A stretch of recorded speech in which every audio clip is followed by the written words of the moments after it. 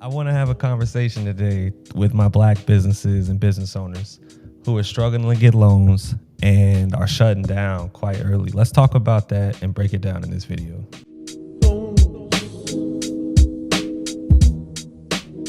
So the first thing I think we really got to have a talk about is financial literacy in the black community. Money being the backbone, way too many of us are guessing at numbers. Overall, 47% of black business owners are getting denied for loans. So that tells us without funding, growth stops. Now, when we talk about financial literacy, we have to talk about a lot of different things that we're not really taught in a way that is tangible to use when you want to start your own. Ultimately, when I think about financial literacy in the black community, we weren't taught the fundamentals of how to maintain proper credit worthiness, allowing that knowledge to be passed down from generation to generation. Non-marginalized communities have been able to pass that knowledge down for the structures that they've built, the foundations that they've built. And when you have that information and that knowledge getting passed down from generation to generation, you have what I consider to be generational wealth of knowledge. And for us, that generational wealth of knowledge has been lost in translation through slavery. Now, in today's time, in layman's terms, when we talk about financial literacy, you can break that down into credit. You can break that down into financial strategies to know how to have a backbone, have a foundation, savings, life insurance policies, so many different avenues. I think starting right there, it starts with your personal credit. Now, why do I say start with personal credit? When you have good personal credit and you have a new business, 9 times out of 10, you're going to have to personally guarantee a credit card when you first apply for a business credit card or any business loan or any line of credit, anything like that. You're going to have to apply more than likely using a personal guarantee. Now, a personal guarantee just means that you are basically collateral. You are the guarantor, similar to if you've ever had an apartment and you couldn't get it on your own, you had to add a guarantor. It's the same thing. You are now a guarantor to your business. And so it will help you improve your credit with your business credit. But if something goes wrong or the debt is owed, they're going to come after you, despite the fact that you may have a limited liability company and things like that. So that's something that that everybody needs to know, why personal credit is so important when it comes to establishing business credit.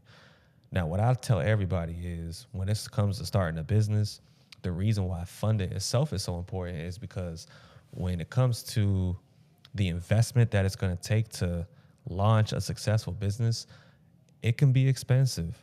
And if you're trying to use your own personal capital, in some cases that might be a good idea. But in many cases, when you first start out, you have an advantage to be able to use the bank's money. So if you're able to get a return on investment borrowing somebody else's money and you're paying back that investment that they're making you in the form of debt, then you can definitely make a lot of money if you do it right. So financial literacy is the first, starting with personal credit. Another thing is just having simple financial strategy.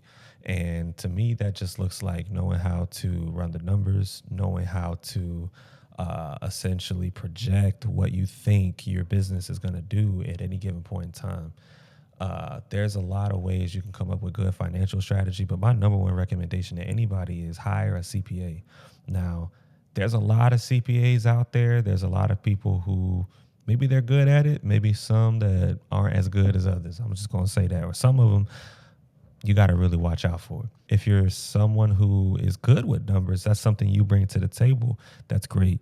I think that there's many black entrepreneurs out here with financial backgrounds and expertise that have a very strong skill set that can help carry them forward and be a very successful business in the future.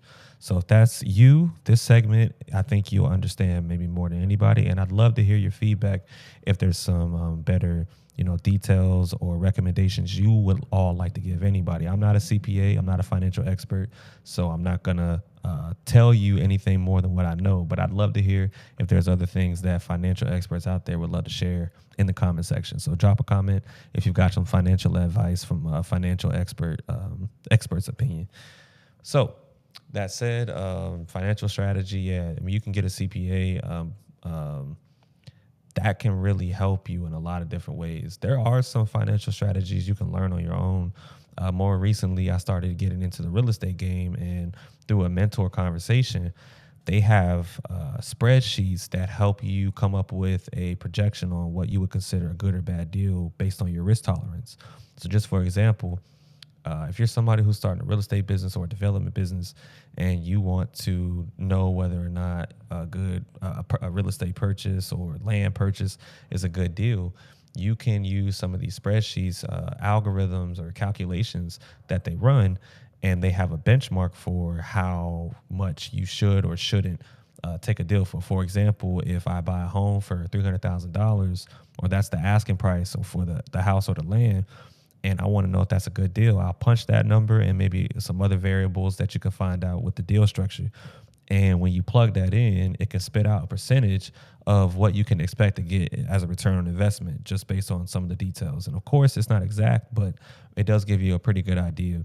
And so they use that in order to determine whether or not they're going to take a deal.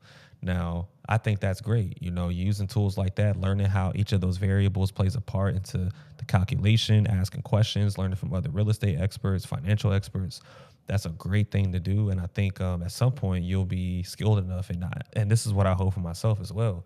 I hope for myself to be skilled enough to use those tools so that I can start making calculations on my own. But in the meantime, just like the advice I'm giving you all, I'm in search for a CPA. I'm in search for somebody that can run the numbers for us and really help us understand whether or not something's a good deal.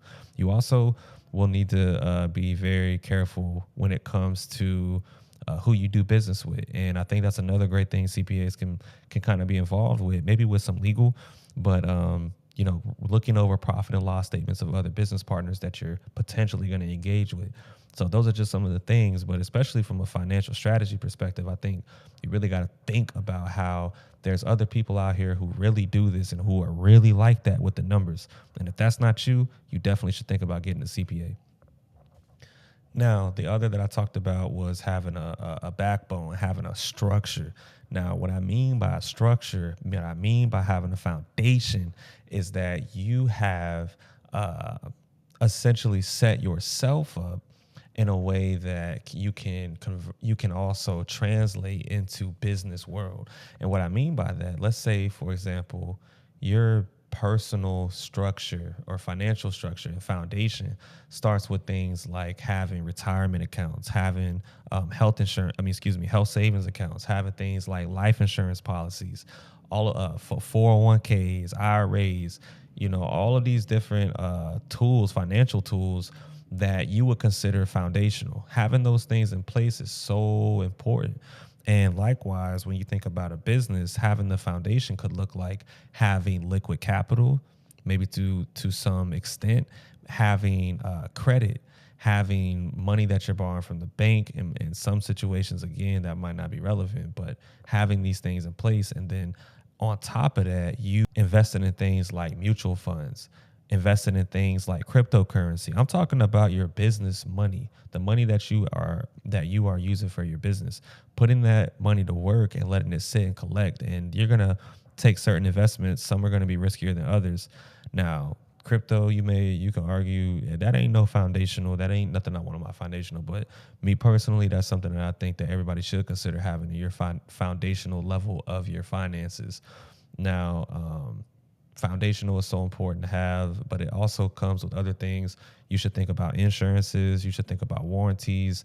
You should think about a lot of those things that can really save you a lot of money in the long run if you have these things. You want to make sure that you have those things, that you're invested in those things, and those things can really cover you in the long run. So that's what I think our community is really struggling with when it comes to our financial literacy, and why most of our businesses are failing. And we're not getting approved for these loans, these credit cards, and these opportunities that the banks are willing to give people to get ahead. The other thing that I think about with black businesses and why some things go wrong is our legal protections. So, legal protections, business structures, and just making sure we have the right representation when it comes to running our business. So, to me, handshakes really don't cut it. Most of us are skipping contracts, trademarks, or even registering an LLC, and that leaves us vulnerable. Think about what happens if you have a business and you get sued. They're not coming after your business; they're coming after you. And when they're coming after you, you got to really think about what you got to lose. It could be maybe you ain't got really much in the bank at all. Let alone if you do got plenty, they're liable and able to come after really all of that. And you just don't really want those problems. But what I like to do is try to find lawyers within our community who focus on things like business and commercial law, and really just working with them. Another piece of advice I would give any business owner in the black community: you should really focus on putting your lawyer on a retainer and allowing them to negotiate for you, look over contracts for you, help set up business partnerships with other companies and agencies. Really being your eyes and your ears when it comes to making sure you're following the law and getting the best of every deal that you ever take. Doesn't mean you should be hands off. Your lawyer, if you have a good lawyer like our lawyer, he tells us, I want y'all to tell me what type of numbers y'all want to come up with and how y'all want to structure the deal when it comes to the numbers.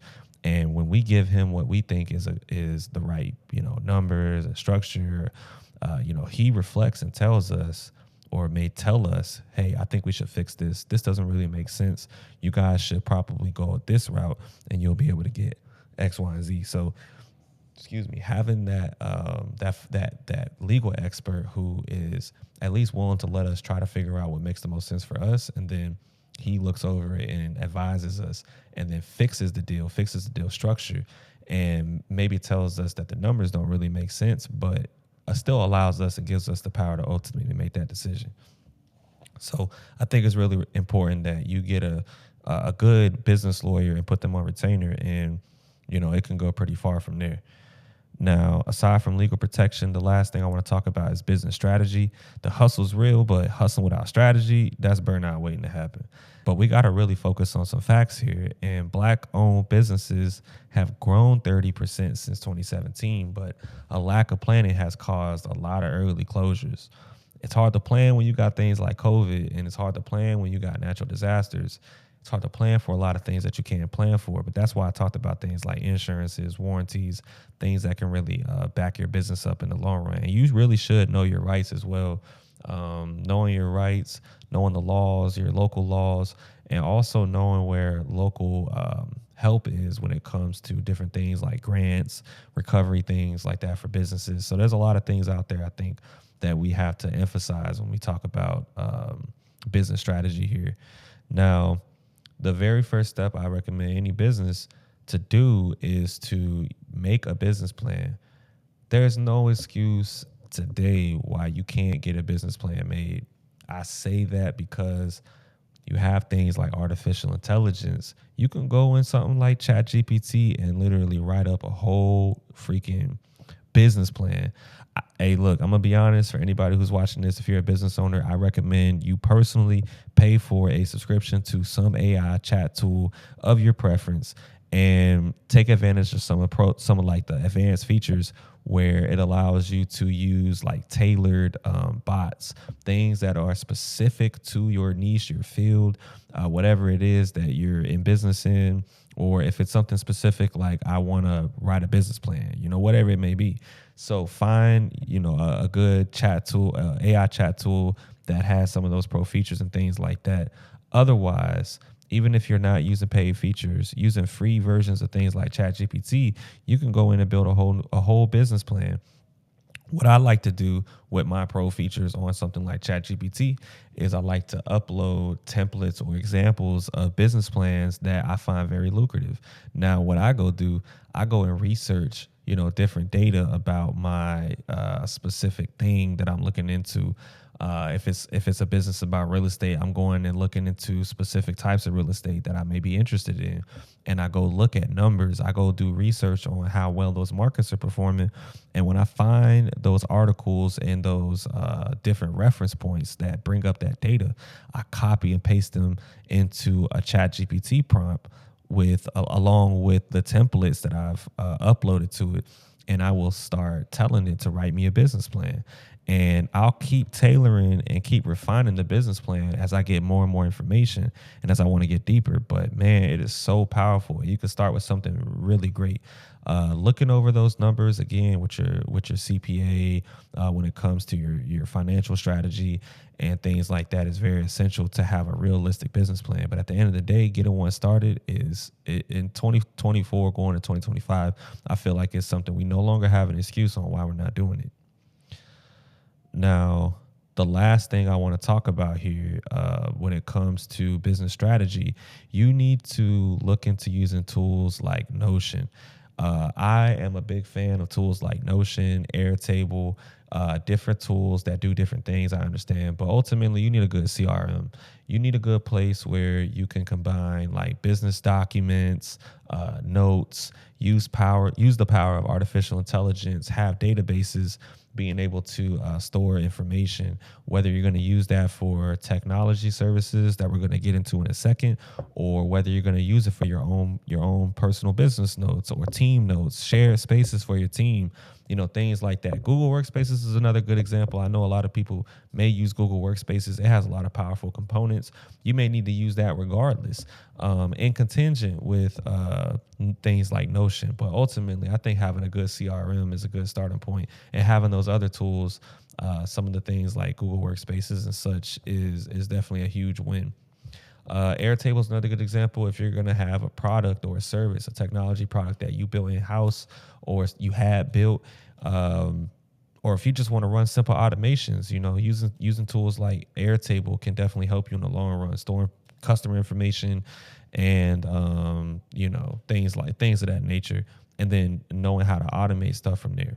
So I'm not gonna make this episode about that. Maybe we'll focus on Airtable, Notion, different tools like that in a future episode. But for today, I just want you guys to know that it's very important to consider those things and do some homework. Go look up how those things work and how they can make your business more efficient.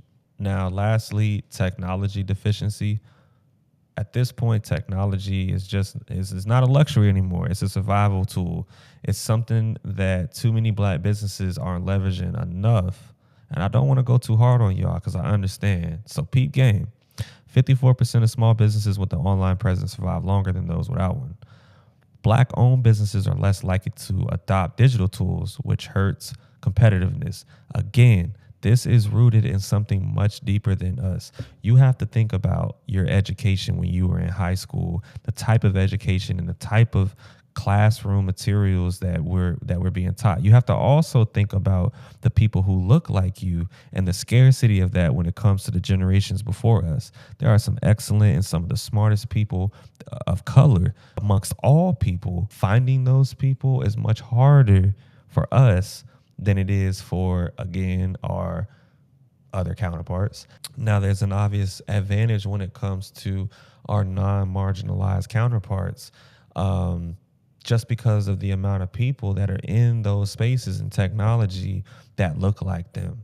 So just think about that. And I think that at this point, we have a great opportunity to sort of turn that tide around. And I'm a living example of that. I have a lot of good friends who are in this space, and we push each other, and we're some of the best at what we do. And I know that. I know that because of the type of conversations we're having. I know that because of the type of roles that we're in, the age that we're in right now, and the amount of money that we're able to make out of the skill sets that we have. It's phenomenal. So I just want to say that I know it's very possible. We have to keep educating each other. And that's why I started things like my tech agency. I got a tech agency, Zero Technology Consultant. It's a business that essentially builds you whatever technology you need. That's probably one of the hardest things for black businesses is knowing where to start. Like if you got an idea, I'm not a web designer. I'm not somebody who knows how to develop or build a website or app. Where do I even build a native application to put it on the app store? Things like that are they're essentially stopping our community from thriving because we don't even know where to go. And when we find out where to go, we see how expensive it is. Even if you offshore to a place like India, Serbia, wherever you want to, hire somebody, Ukraine, they got a lot of people out here that are definitely offering these things. But when it comes to paying for it, it goes back to financial literacy. We don't have the working capital to be able to afford it. So when it comes to building it, you got to think about what where your skill set is. Once again, I would always recommend having a technical founder on your team, having somebody who's very well versed, knows how to code, but maybe also has a product or a UX, UI design background, somebody who can really visualize your product and make it successful. Okay, so if you've been watching up to this point, you've noticed that the day is different. I had some technical difficulties with the audio, but I'm gonna pick up where I left off. So I wanted to give some recommendations and some tips as far as those entrepreneurs who are starting their business and want to add technology to get ahead and stay competitive in your respective market. You can definitely do very small projects in Wix, very small projects in Squarespace, Webflow. I think one of the ones that a lot of people are using today is a tool called Framer. It's very drag and drop. There's a lot of artificial intelligence going on to come up with good web design. They've got templates. There's just a lot of different creative things that I feel like will allow everybody here. Shopify, matter of fact, that's one I definitely should have mentioned for those who are starting an e-commerce business. I know a lot of you are familiar, but if you have an e-commerce business, I 100% recommend using Shopify. But the point is, there's so many of these tools that are out there, and I feel like if we just spend the time being vulnerable enough to say, "Hey, I don't know everything, but I'm willing to learn something new." Uh, if you're somebody who is cautious of their time and has the money to trade for time, come to businesses like the one that I have, which is a consulting agency that can build you whatever you really need. Anywhere from websites to web apps, if they can build you infrastructure, if they can build you a complete software as a service product, you know, you got to be able to find these things. And I think a good starting point is places like Afrotech, where, you're going to be in front of people who look like you in this respective field. And there's great networking opportunities to find some of those agencies that are out there. Um, Aside from that, you can always go on platforms like Fiverr. You can go on platforms like Upwork and find people who do web design, who, have the skill sets to build you a product in any capacity, development skills. You can find a lot of that there. So those are just some of the recommendations I have. But aside from technology, one of the other things that I thought is really, really important, and I almost missed it, marketing and advertising. Just think about distribution. If you have a product, you need to get it out to people, and the only way to get it out to people in supply chain terms is to distribute it. And so when we think about digital businesses in today's world, where you have a digital platform and you're advertising your product or your service, you have to get it out in front of as many people in your target audience as possible and focus on high converting traffic. And so if we're not invested in those areas, or we take it lightly, we're missing out on a huge opportunity to put ourselves and put our business out there. And that's something that I learned, and I failed. My first business, I had a business making resumes called Figures, and I was so invested with my time, with my energy, and I gave it all that I had for 2 years, 2.5 years strong. And I learned after that experience that I was working so much harder, but not smarter.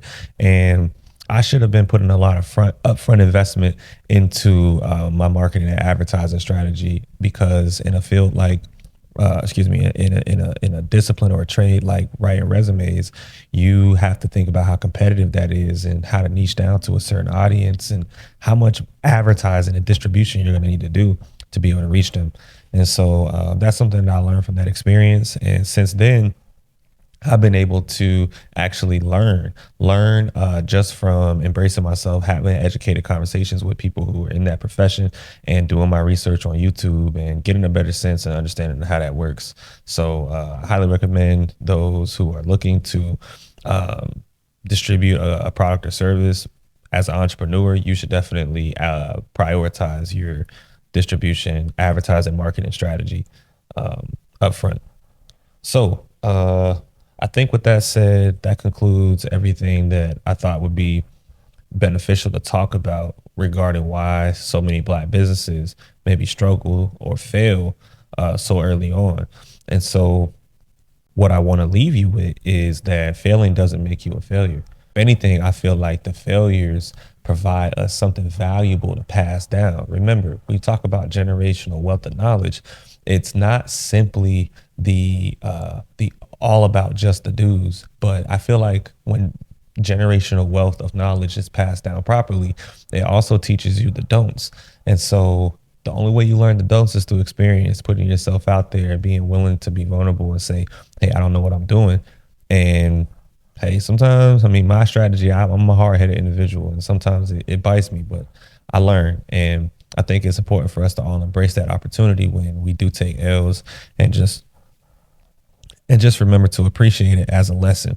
Businesses are growing and we've got what it takes to thrive. We just have to learn. We have to protect, produce. We got a plan, and we've got to level up our knowledge in these areas that I'm talking about, especially with technology being what it is. It can teach you so much and do a lot of things for you that you might not be very well versed in. So I want to hear from y'all. I want to hear some comments. Drop a comment. What's one thing you'll change about your business starting today? What's something you learned from this conversation that can really help you level up your business and be in a better spot tomorrow? So this concludes this edition of the episode. I hope that I was able to give you some game and get you a step closer to being a successful entrepreneur. So until next time, I'll catch y'all later.